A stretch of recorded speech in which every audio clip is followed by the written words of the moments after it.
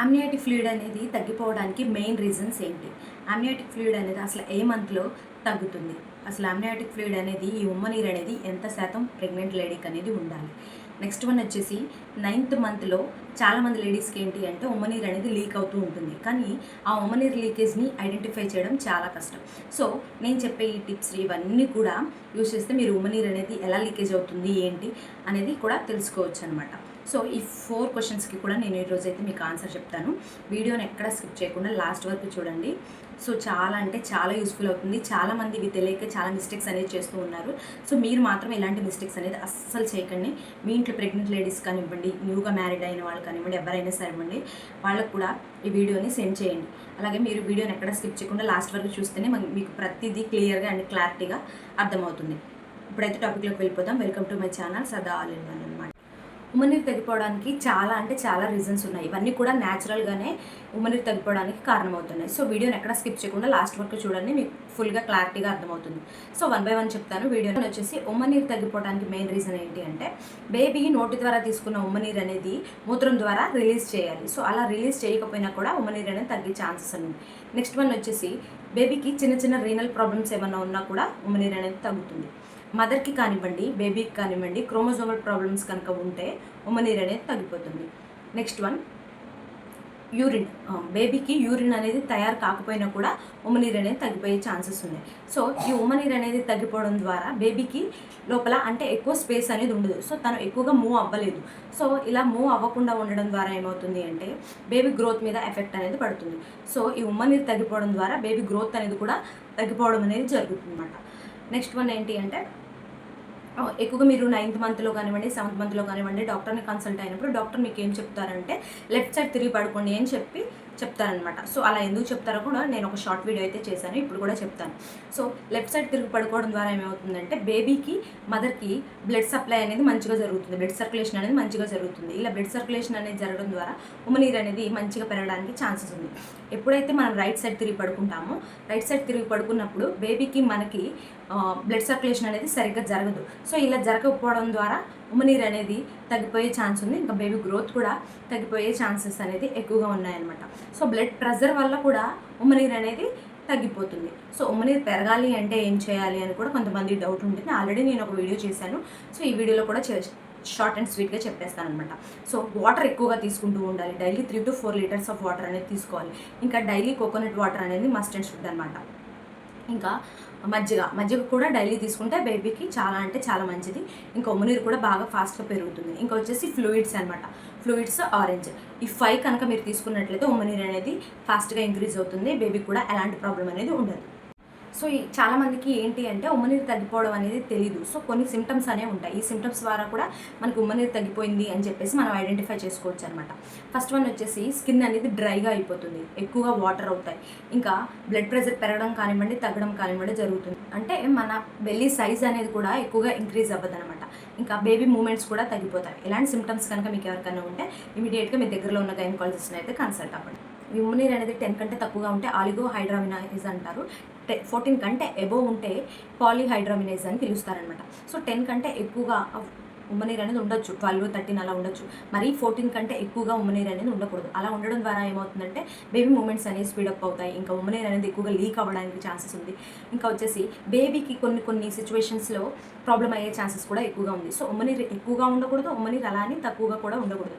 So 10 ఎంత పర్సెంట్లో ఉంటే కరెక్ట్ క్వాంటిటీలో ఉంటే మంచిది అంటే 10 to 12 ఉంటే ఉమ్మనీరు అనేది సరిపోతుంది. బేబీకి కానివ్వండి, మదర్కి కానివ్వండి ఎలాంటి ప్రాబ్లం అనేది ఉండదు. సో బేబీ గ్రోత్ కూడా బాగుంటుంది, బేబీ వెయిట్ కూడా చాలా అంటే చాలా బాగుంటుంది అనమాట. సో ఉమ్మనీరు అనేది అసలు ఎలా యూజ్ అవుతుంది బేబీకి ఏంటి అనేది కూడా ఇప్పుడు చెప్తాను. సో ఈ ఉమ్మనీరుని మామూలుగా ఏమంటారంటే అమ్నియాటిక్ ఫ్లూయిడ్ అని పిలుస్తారనమాట.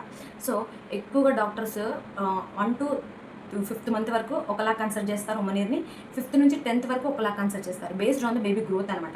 బేబీ గ్రోత్ని బట్టి ఆ ఉమ్మనీరు ఎంత పర్సెంట్ ఉండాలి ఏంటి అనేది క్యాలిక్యులేట్ చేసి మనకి చెప్తారు. సో ఉమ్మనీరు అనేది ప్లాజంటా ఉమ్మనీరుని తయారు చేస్తుంది అనమాట. ఈ ఉమ్మనీరు తయారవ్వడానికి ప్లాజంటా అనేది మెయిన్ రీజన్. సో ఈ ఉమ్మనీరు ఎందుకు యూజ్ అవుతుంది అంటే మన తీసుకునే ఫుడ్ ఎవరైతే మదర్ ఉన్నారో ఆ మదర్ తీసుకునే ఫుడ్ అందులో న్యూట్రియంట్స్ కానివ్వండి, ప్రోటీన్స్ కానివ్వండి, కార్బోహైడ్రేట్స్ కానివ్వండి, విటమిన్స్ కానివ్వండి, ప్రతి ఒక్కటి కూడా ఇవన్నీ ఈ పోషకాలన్నీ బేబీకి వెళ్ళాలి అంటే ఉమ్మని ద్వారానే ఒక పైప్ అనేది ఉంటుందన్నమాట. ఆ ట్యూబ్ ద్వారానే బేబీకి సప్లై అవుతుంది. సో ఈ మినరల్స్ అన్నీ బేబీకి వెళ్ళడం ద్వారా బేబీ గ్రోత్ కానివ్వండి, డెవలప్మెంట్ కానివ్వండి అన్నీ కూడా బాగుంటాయి అన్నమాట. ఎప్పుడైతే ఈ ఉమ్మనీరు అనేది తగ్గిపోతుందో మనం తీసుకునే ఫుడ్ క్వాంటిటీలో ఉన్న ఈ మినరల్స్, విటమిన్స్ ఇవన్నీ కూడా తగ్గిపోవడం అనేది జరుగుతుంది. ఇలా తగ్గినప్పుడు బేబీకి సరిగ్గా వెళ్ళనప్పుడు ఆటోమేటిక్గా ఏమవుతుంది, బేబీ గ్రోత్ మీద ఎఫెక్ట్ అనేది పడుతుంది. బేబీ గ్రోత్ అనేది తగ్గిపోతుంది. బేబీ గ్రోత్ అనేది తగ్గిపోతే మనకి అంటే డెలివరీ టైంలో మ్యాక్సిమం బేబీ 3 kgs వరకు ఉండాలి. 3 అబోవ్ ఉన్నా ఏం పర్వాలేదు. సో 3 వరకు ఉండాలి. ఎందుకంటే బేబీ బయటకు వచ్చిన తర్వాత ఇంకా తగ్గిపోతారు. సో బేబీ వెయిట్ అనేది 2 kgs, 1.5 kg అలా ఉంటే చాలా అంటే చాలా ప్రాబ్లం అవుతుంది. బేబీలో ఆర్గన్స్ కూడా సరిగ్గా డెవలప్ అవ్వమన్నమాట. సో ఇలా కాకపోవడం ద్వారా ఏమవుతారంటే ఎర్లీగా డెలివరీ అయ్యే ఛాన్సెస్ ఉంటుంది.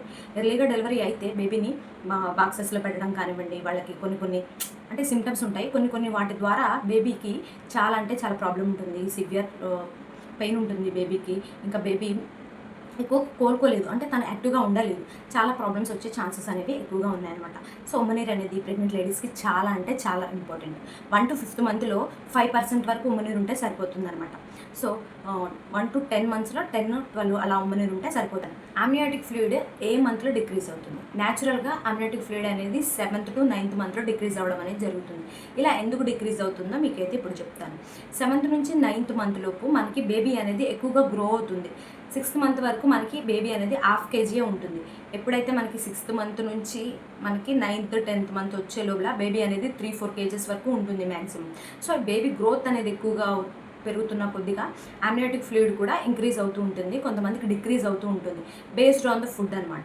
సో వాటర్ ఎక్కువగా తీసుకోకపోయినా, కొన్ని సప్లిమెంటరీస్ మనం ఎక్కువగా యూజ్ చేయకపోయినా ఈ అమ్నియాటిక్ ఫ్లూయిడ్ అనేది డిక్రీజ్ అవుతూ ఉంటుంది. న్యాచురల్గా ఏంటి అంటే బేబీ గ్రో అవడం ద్వారా ఈ అమ్నియాటిక్ ఫ్లూయిడ్ అనేది తగ్గిపోవడం అనేది జరుగుతుందన్నమాట. 7th 8th మంత్లోనే ఈ అమ్నియాటిక్ ఫ్లూయిడ్ అనేది తగ్గిపోతూ ఉంటుంది. సో ఇలా తగ్గిపోయినప్పుడు మీరు డాక్టర్ని కన్సల్ట్ అయితే మీకు మెడిసిన్స్ కానివ్వండి, ఫుడ్ కానివ్వండి ఏదో ఒకటి రికమెండ్ చేస్తారు. దాని ద్వారా ఉమ్మనీరు అనేది ఇంక్రీజ్ అవ్వడం అయితే జరుగుతుందన్నమాట.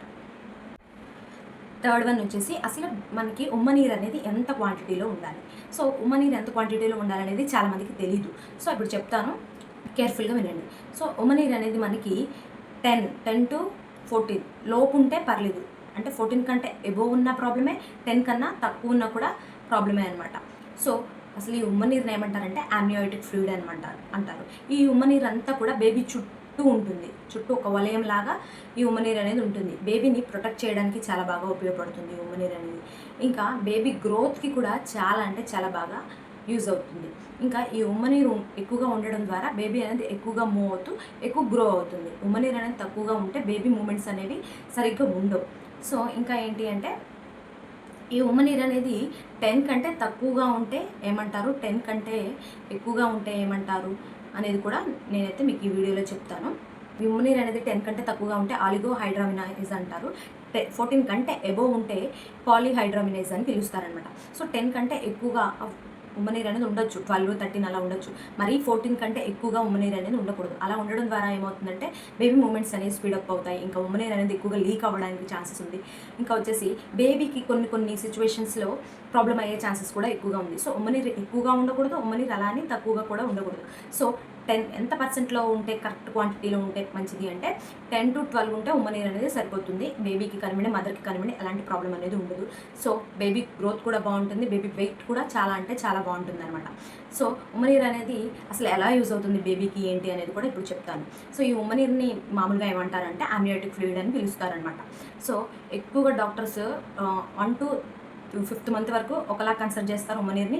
5th నుంచి 10th వరకు ఒకలా కన్సల్ట్ చేస్తారు. Based on the baby growth అనమాట. బేబీ గ్రోత్ని బట్టి ఆ ఉమ్మనీరు ఎంత పర్సెంట్ ఉండాలి ఏంటి అనేది క్యాలిక్యులేట్ చేసి మనకి చెప్తారు. సో ఉమ్మనీరు అనేది ప్లాజంటా ఉమ్మనీరుని తయారు చేస్తుంది అనమాట. ఈ ఉమ్మనీరు తయారవ్వడానికి ప్లాజంటా అనేది మెయిన్ రీజన్.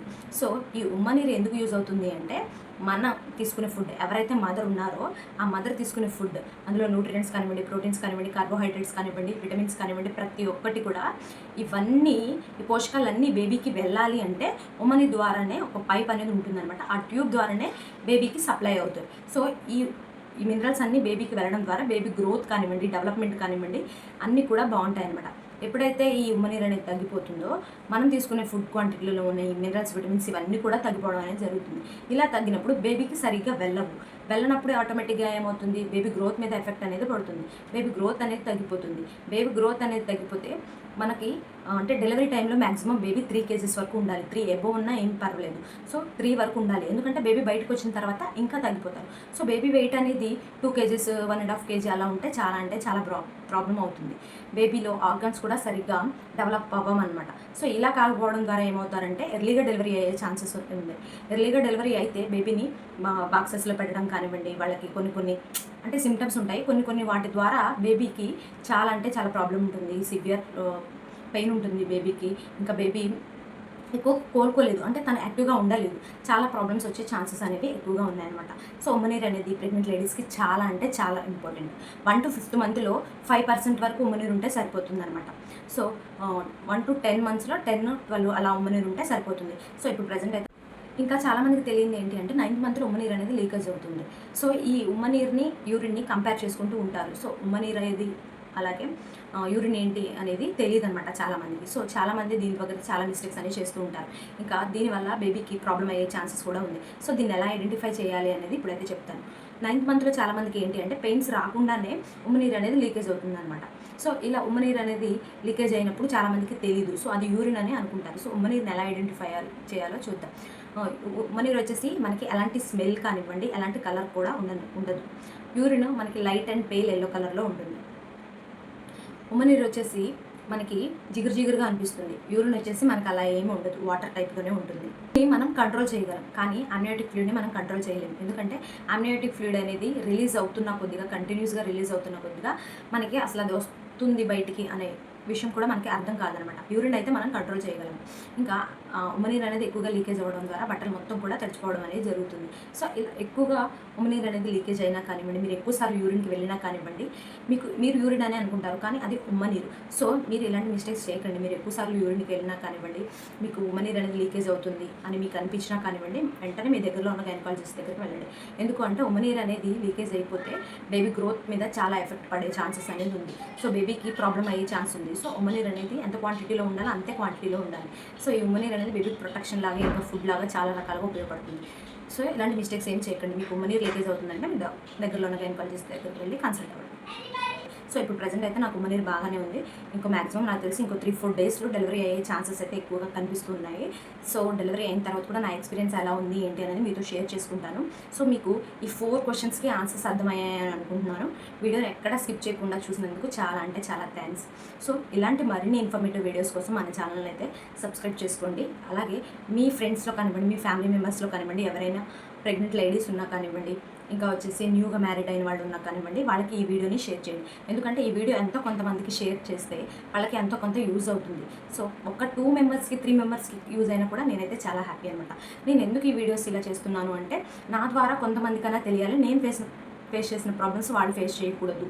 సో అలా అని చెప్పేసి చేస్తున్నానంట. సో ఈ వీడియోకి అయితే ఒక 100 likes అయితే ఎక్స్పెక్ట్ చేస్తున్నాను. సో తప్పకుండా లైక్ చేయండి. అలాగే వీడియోని షేర్ చేసి సబ్స్క్రైబ్ కూడా చేసుకోండి. బాయ్.